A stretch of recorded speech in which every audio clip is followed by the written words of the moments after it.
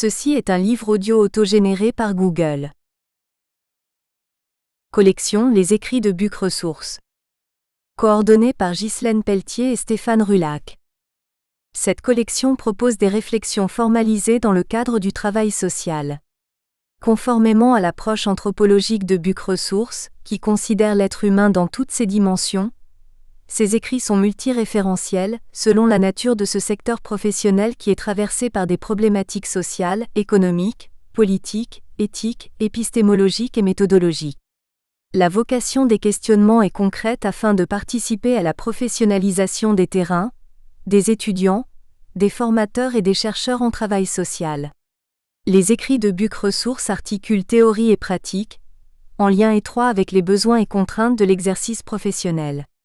Cette implication dans le réel est une alternative à des publications sur le travail social, qui hésitent trop souvent à se mettre au service des pratiques professionnelles et à affronter la complexité de ces réalités. Ce parti pris s'inscrit dans une démarche active de développement du champ professionnel de l'éducation spécialisée, de l'accompagnement social et médico-social, de la formation supérieure en travail social et d'un territoire d'implantation qui est appelé à devenir un pôle d'excellence. Déjà paru. Parentalité du discours à la méthode, 2010. Violence juvénile, légitime défense, 2011. Ouvrir le travail social aux professionnels sourds, rapport final de recherche, École de formation psychopédagogique, Paris, 2011. Macadam Jeunesse, La rue, espace criminogène, 2012. Pratiques ordinaires en travail social et médico-social, Le quotidien en on et en off, Sauvegarde du Nord, 2012. Le développement économique et social, Les nouvelles synergies entre économique et social, 2013. Le SIAO en question, Rendre visible ce qui est invisible, SIAO Insertion 75, 2013. Social Problems in Europe Dilemma and Possible Solutions, Collectif européen, 2013. La spécificité de l'accompagnement des personnes souffrant de troubles psychiques, le lien d'accompagnement au risque de la relation. Sous la direction de l'œuvre Falleret, 2014. De seconde main, vendeurs de rue et travailleurs sociaux face à face dans la crise. Co-auteur, Yvan Grimaldi, Pascal Chouatra, octobre 2014. L'adoption. Des difficultés à faire famille à une affiliation symbolique. Ouvrage dirigé par Catherine LenzifaUraz, sociologue, responsable du pôle enseignement supérieur recherche et international à l'IREIS Rhône-Alpes et du laboratoire de recherche L'Espace scientifique et praticien en action sociale et en santé, l'Espace. Sylvie Poisat, sociologue et formatrice, responsable pédagogique à l'IREIS Rhône-Alpes, en charge de la coordination de l'étude commandée par le CG de l'Ain sur les échecs d'adoption. Avec la participation de Jean-Vital de Montléon, anthropologue et pédiatre au CHU de Dijon. Fondateur en 1999 de la consultation d'adoption Outre-mer, première consultation de France pour l'accueil et l'accompagnement pour les enfants adoptés, qui permet le suivi de plus de 2000 enfants, auteur du chapitre 1. Agnès Gardonmonmollard, responsable du domaine enfance-adoption du Conseil général de l'Ain, auteur du chapitre 2, et les 3 professionnels spécialisés adoption de son équipe, contribution aux chapitres 5 et 6. Céline Aubanel, psychologue clinicienne, co-animatrice avec Sylvie Poisat des sessions d'information complémentaires auprès des candidats à l'adoption organisées à l'IREIS, contribution au chapitre 5. Monsieur KOLVATCHOUK, directeur des instituts de Seyon, contribution au chapitre 6. Monsieur Perrier, assistant familial pour le Conseil général de l'Ain, contribution au chapitre 6. Mots de remerciement. Parce que sans leur témoignage et leur contribution, rien de cet ouvrage n'aurait été possible, nous souhaitons vivement remercier les familles adoptantes et les personnes adoptées qui ont accepté de livrer un bout de leur histoire au cours de l'étude menée par l'IREIS de l'Ain et commandée par le Conseil général de l'Ain, les professionnels de l'enfance qui ont répondu et participé activement à l'enquête de terrain, et bien entendu, le groupe d'étudiants en formation d'assistants de services social et des éducateurs spécialisés qui a conduit les phases de collecte de données, de retranscription et d'analyse. Direction générale adjointe Solidarité. Domaine Enfance Adoption. Bourg-en-Bresse, le 23 septembre 2014. Préface. Lors de la construction du schéma départemental de la protection de l'enfance 2009 à 2013, un certain nombre de partenaires évoquaient un nombre important de situations d'enfants en échec d'adoption. Afin de comprendre cette éventuelle réalité, le département de l'Ain a choisi d'étudier les situations de ces mineurs pour améliorer la prise en charge et le suivi des enfants proposés à l'adoption et des parents qui les accueillent. Depuis plusieurs années, l'adoption fait l'objet d'une attention particulière des autorités politiques sur le plan national et international. Il semblait important de mieux analyser ces situations difficiles pour en connaître les motifs tant sur le plan de l'histoire des enfants que sur celui des histoires d'agrément. Chercher des caractéristiques éventuellement communes à ces histoires, pour essayer de ne pas les reproduire. Par exemple, si les difficultés apparaissent plus souvent lors d'une deuxième adoption. Doit-on se poser la question de l'adoption de trop ? Si aucun critère ne se recoupe dans les histoires, la question des modalités d'évaluation des capacités à adopter peut se poser. Le nombre d'enfants en échec d'adoption est-il si important que les discours locaux le disent ? Le département de l'Ain, soucieux d'améliorer ses pratiques et de mieux répondre aux besoins des enfants et des parents, a mandaté l'Institut régional et européen des métiers de l'intervention sociale, IREIS, pour faire une enquête sur les difficultés et les échecs à l'adoption. Les résultats de ce travail ont fait l'objet d'un colloque le 20 novembre 2012 dont ce livre rend compte pour une part. Placer l'adoption au centre des préoccupations des professionnels de l'aide sociale à l'enfance montre que le département de l'Ain fait partie des précurseurs sur le plan national dans les recherches conduites pour l'amélioration du suivi des histoires d'adoption et pour la mise en œuvre des droits des enfants à avoir une famille quand ils ne peuvent plus vivre dans leur milieu familial d'origine. Début 2014, le département de l'Ain a eu l'honneur d'être reçu par Madame Dominique Bertinotti, ministre déléguée à la Famille, pour être entendu sur ses pratiques en matière d'adoption et ses propositions d'amélioration du dispositif. Un projet de loi est en cours d'étude pour réformer la protection de l'enfance et l'adoption, et permettre de ne pas en France, laisser des enfants en situation de délaissement sans lien affectif durable. Je souhaite que la lecture de cet ouvrage permette aux futurs parents, aux professionnels et à toute personne intéressée par ces questions de mieux comprendre ce qu'il faut construire pour permettre une filiation adoptive réussie. Christine Gonu. Vice-président. Chargée de l'enfance, de la jeunesse et de l'action éducative. Introduction. L'adoption est assez systématiquement associée aux idées de don, de générosité, d'amour, de sauvetage ou de réparation. On voudrait croire qu'il suffit d'aimer pour que le lien avec l'enfant s'installe. Si le sens commun considère comme charitable d'offrir à un enfant privé de famille un projet de vie stable et permanent, le fait de confier un enfant à l'adoption ne suffit pas à assurer son bonheur. En outre, parler de difficultés et plus encore d'échecs dans un cadre que l'on voudrait idyllique dérange. C'est pourquoi il importe d'objectiver les faits et d'analyser attentivement le processus complexe de la construction des liens qui est au fondement de l'adoption. Fort heureusement, la majorité des adoptions se passent bien, en tout cas sans qu'une mesure de l'aide sociale à l'enfance, ASE, ou qu'un suivi psychiatrique soit nécessaire. OULLETTE, BEALLEAU 1999, Celnay 2009. Toutefois, les situations de souffrance, de grande détresse humaine et psychologique et d'échec dans les histoires d'adoption, même s'il s'agit d'une minorité des cas, méritent d'être analysées et comprises autant que faire se peut, a fortiori dans un contexte où le poids des tabous et de l'imaginaire sociétal participe à l'aveuglement de beaucoup à reconnaître la parentalité adoptive comme un acte spécifique.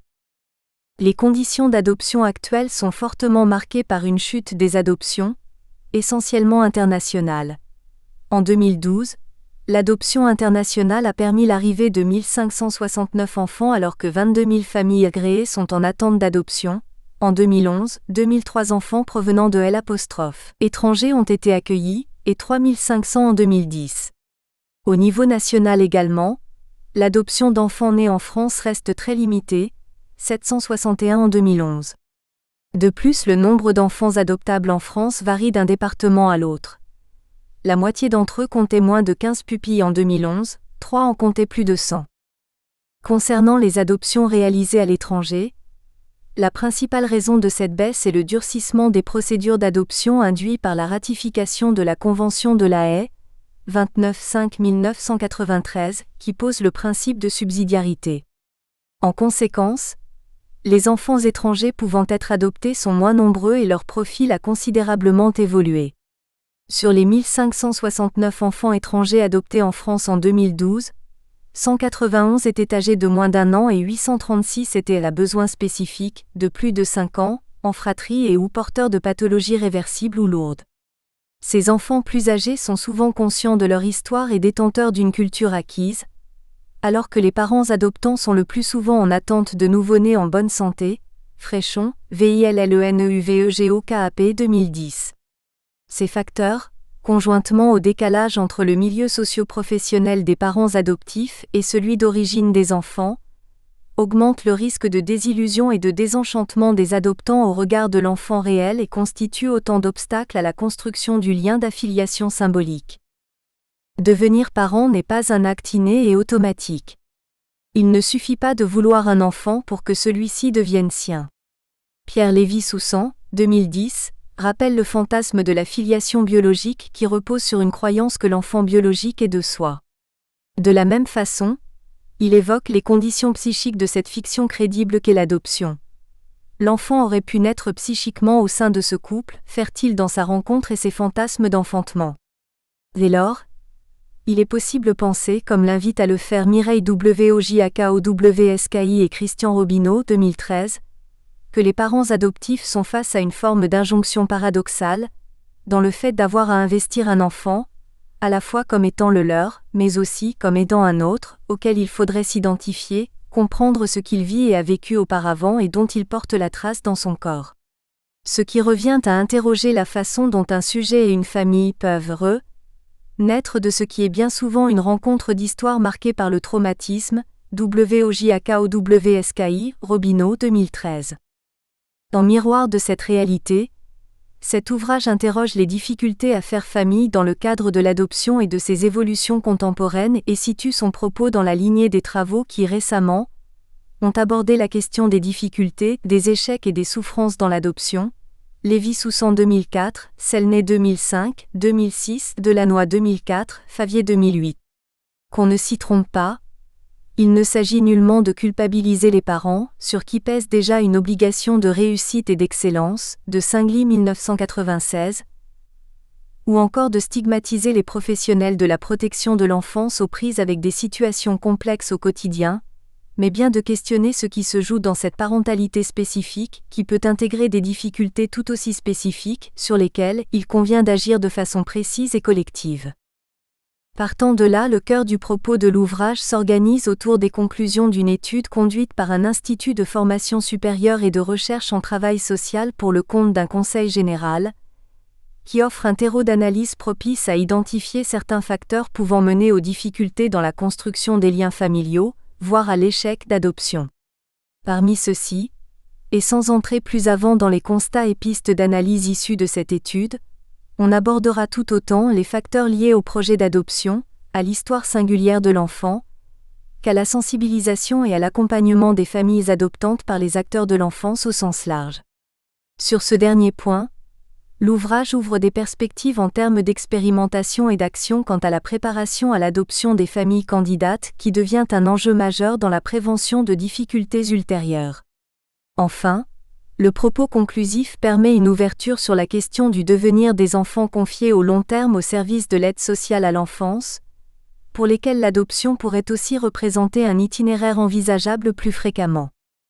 En élargissant de cette façon la question du faire famille aux enfants placés dans le cadre de la protection de l'enfance, cet ouvrage bouscule in fine un ensemble de représentations et de croyances solidement ancrées dans nos esprits quant à la question de la filiation, comme l'illustrent pleinement les controverses actuelles liées aux questions de parentalité. Il est pourtant avéré que l'évolution des modèles familiaux redéfinit les modes de la filiation, que ceux-ci soient biologiques, juridiques, sociaux ou psychologiques.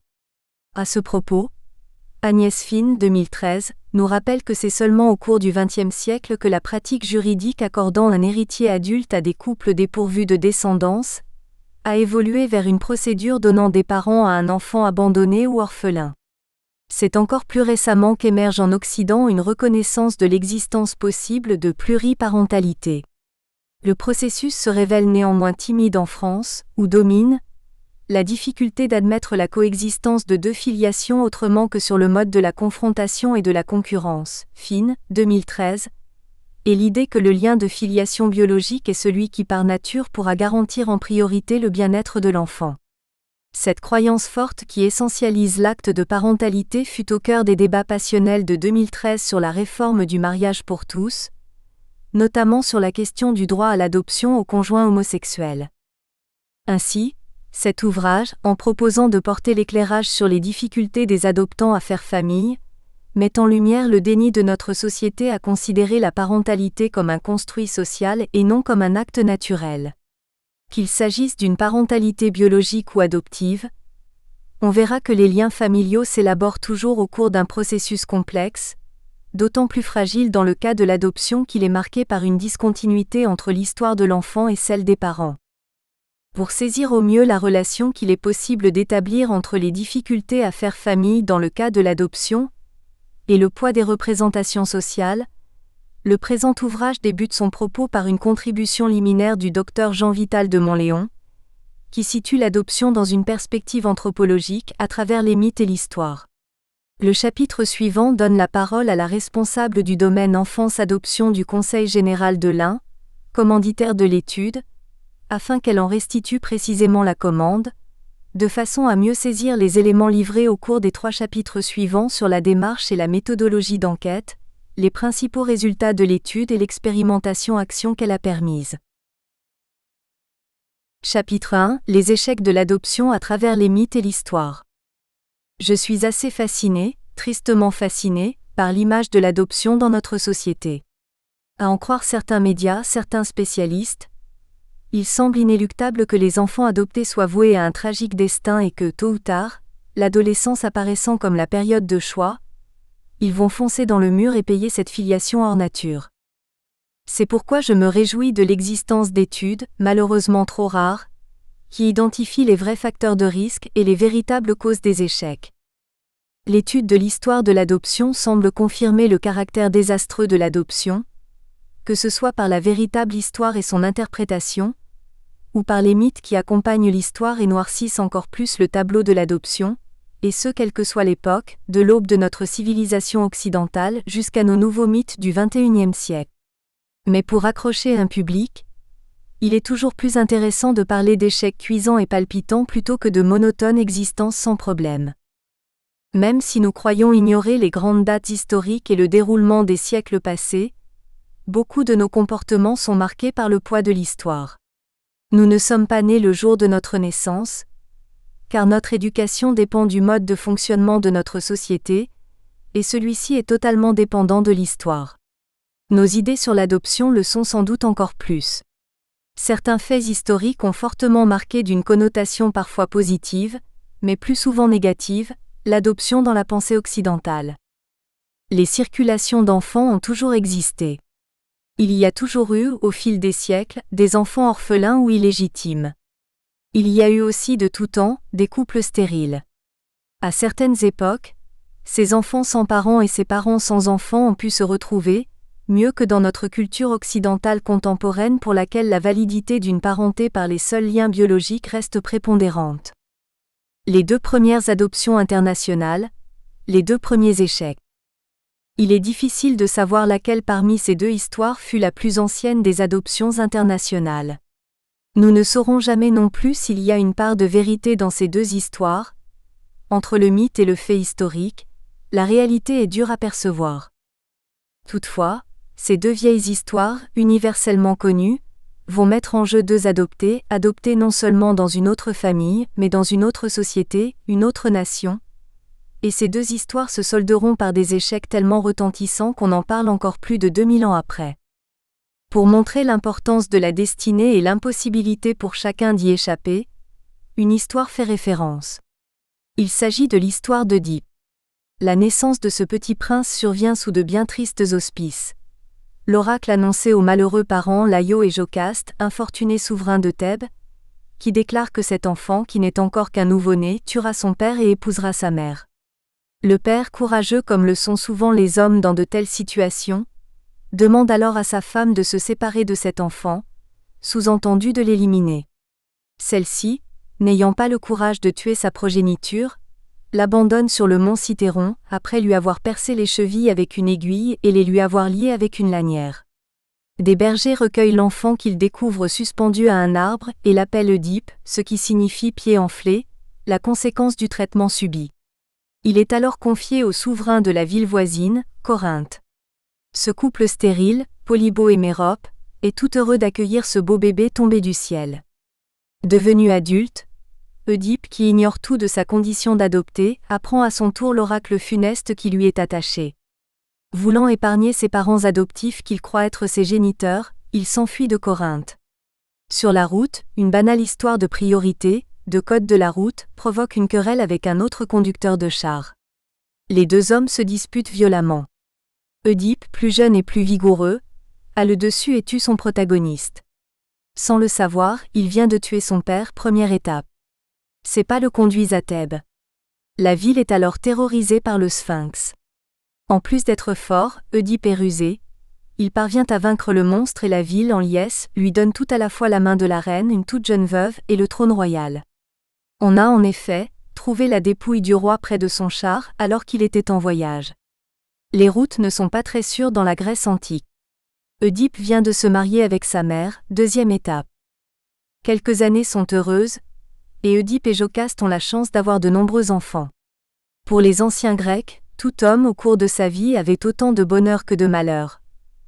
La particularité d'Oedipe est qu'il a d'abord goûté au bonheur, avant de ne connaître que le malheur. La révélation survient, accompagnée de temps difficiles. Oedipe a commis deux des plus grands interdits, le parricide et l'inceste. Ne le supportant pas, il se crève les yeux et finit sa vie pauvre, aveugle, errant sur les routes, tandis que Jocaste se suicide. L'échec est total et depuis lors, l'inceste apparaît comme un grand risque dans l'adoption. Comment savoir si celle qui est aimée par un adopté n'est pas sa sœur? On se régale de cette perspective, et on oublie la véritable leçon qui aurait pu être tirée de cette histoire. Le secret dans l'adoption est dangereux. Un autre pilier fondamental de notre société occidentale est représenté par la Bible. Ce livre des livres, pierre angulaire des trois grandes religions monothéistes, évoque un nombre inouï d'enfants rejetés par leur propre famille ou recueillis par des étrangers.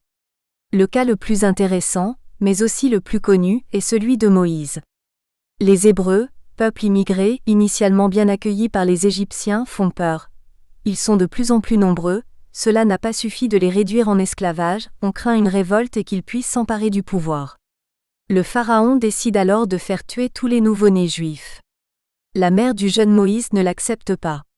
Elle refuse que son bébé subisse ce triste sort et aidée par sa jeune sœur, elle met au point un stratagème. Toutes deux placent le bébé dans un panier qu'elles envoient voguer au bord du Nil. Pas n'importe où, près de l'endroit où la fille du pharaon se promène. Celle-ci, intriguée par ce panier, est heureuse de voir une jeune juive lui proposer d'aller le chercher. Attendrie par le magnifique bébé qu'elle découvre, elle est tout aussi heureuse d'entendre la jeune fille lui proposer d'aller chercher sa grande sœur, dont l'enfant est mort la veille, pour allaiter cet enfant. Moïse sera donc élevé comme un petit prince d'Égypte, mais nourri au sein de sa mère biologique. Il n'aura cependant aucune reconnaissance envers celle qui l'a sauvé, ni envers la famille et le peuple qui l'ont accueilli. Il suscitera la révolte du peuple juif, et provoquera sa fuite, non sans avoir auparavant jeté de nombreuses plaies sur la terre d'Égypte et sa famille adoptive. Cela se confirme, l'adopté est un ingrat, et les liens du sang seront toujours plus forts que les liens adoptifs. Le plus grand parricide de l'histoire est un adopté. Quittons les mythes et entrons dans l'histoire, la vraie. La Rome antique est la mère de notre civilisation. L'adoption y fut primordiale. Avoir une descendance mâle était indispensable pour assurer de hautes fonctions. On ne pouvait considérer un homme sans descendance, donc sans possibilité de faire perdurer le culte de ses ancêtres. Il était donc capital pour les dignitaires romains d'avoir des enfants, et plus particulièrement des garçons, mais la parenté n'était que légale. Lors de la naissance se déroulait la cérémonie de l'exposition.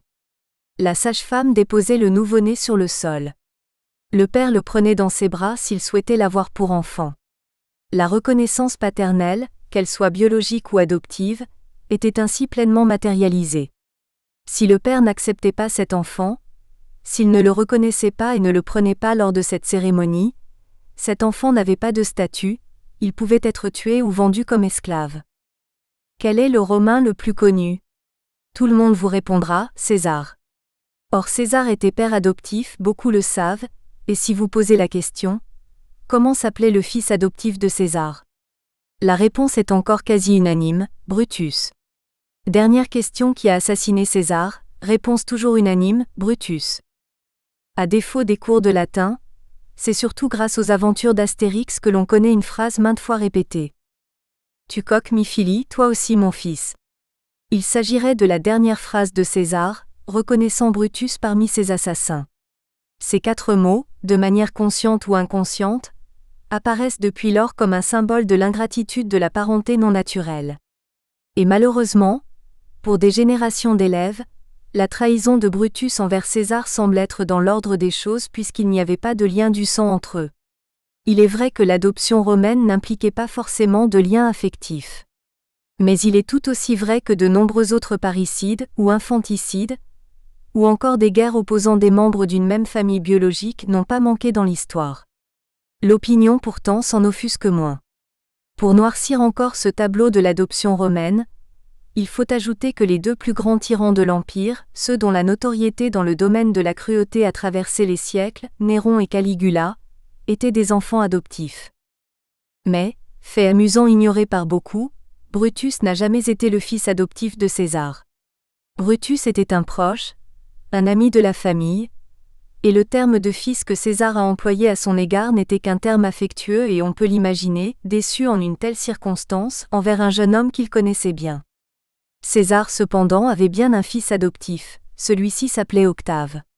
Il est devenu le grand empereur Auguste, et quoique n'étant pas le fils biologique de César, il lui a été fidèle, avant et après la mort de celui-ci. Mais ça, tout le monde l'a oublié. 15 siècles où l'adoption est ignorée. Après Rome surviennent le Moyen Âge et l'Ancien Régime, des époques où si l'adoption a existé, elle reste rare, méconnue. Des lieux sont créés, destinés à l'accueil des enfants sans parents, ces hôtels-dieux, ces hospices de la charité magnifiques. L'architecture ne compense pas la carence de soins et le taux de mortalité effrayant, à la nuance près que celui-ci n'alarme guère les responsables. Les parents qui amènent leurs tout-petits dans ces hospices en méconnaissent totalement la tragique situation, et pensent leur donner un meilleur avenir qu'en les gardant près d'eux.